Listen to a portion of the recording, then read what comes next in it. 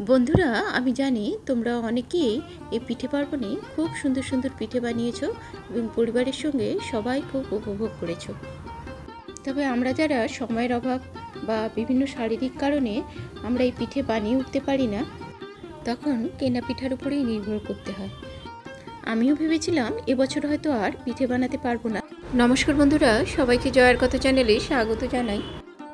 কয়েকবার বাজার থেকে কিনে খাওয়ার পরে ভাবলাম ঘরেই একটু বানিয়ে ফেলি।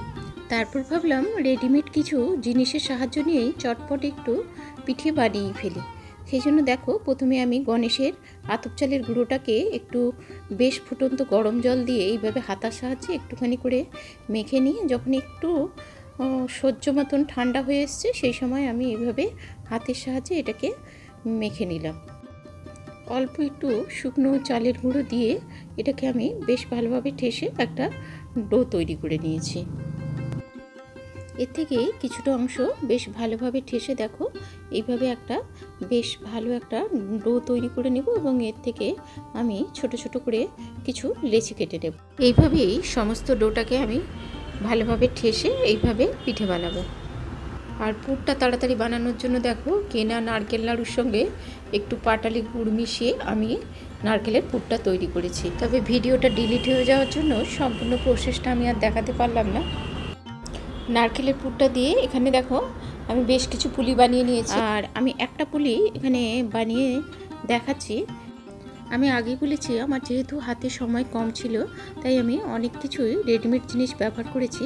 এখানে যে পুরটা বানিয়েছি সেটা আমি কিন্তু কেনা নারকেলের নাড়ুগুলোকেই আরও একটুখানি খেজুরের গুড় দিয়ে পাক করে আমি এই পুরটা কিন্তু বানিয়ে নিয়েছি। পুরটা কিন্তু বেশ ভালোই হয়েছিল খেতে। নারকেলের নাড়ু মানে এই যে ঠাকুরের জন্য যে নারকেলের নাড়ুগুলো বাজারে বিক্রি হয়, সেগুলোই একটু বড় বড় সাইজের নাড়ু কিনে এনে আমি সেটাকে আরও একটুখানি গুড় দিয়ে পাক করে বানিয়ে নিয়েছিলাম।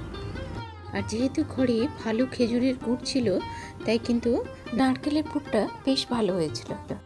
এখানে 400 গ্রাম আতপ চালের পিঠে বানিয়েছি, তার জন্য আমি এখানে 2 কিলো দুধ বসিয়েছি।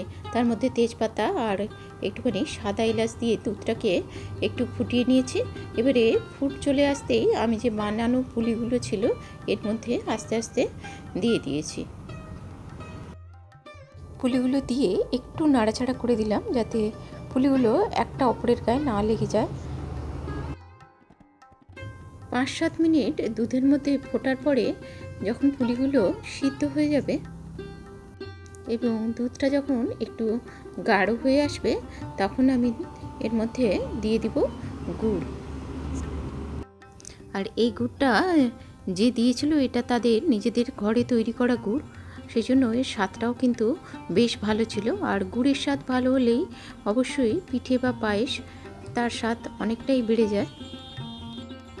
তো এখানে আমি গুড়টা দেওয়ার পরে এটা বেশ ভালোভাবে মিশিয়ে নিলাম। আর আমি একটুখানি নুন দিতে ভুলে গেছিলাম। যে কোনো মিষ্টি জিনিসে আমি সামান্য হলেও একটু নুন দিই স্বাদটাকে ব্যালেন্স করার জন্য। তো আমার দেখো মোটামুটি পিঠেটা হয়ে গেছে। একটু ঠান্ডা হওয়ার পরে এইভাবে পরিবেশনের জন্য একটু সাজিয়ে নিলাম। খুব সহজে খুব তাড়াতাড়ি কী করে দুধ পুলিটা বানালাম তার রেসিপিটাই আজকে শেয়ার করলাম। সারা বছর টুকটাক পিঠে বানালেও শীতের সময় পিঠের স্বাদের মজাই আলাদা। সবাই ভালো থেকো, সুস্থ থেকো।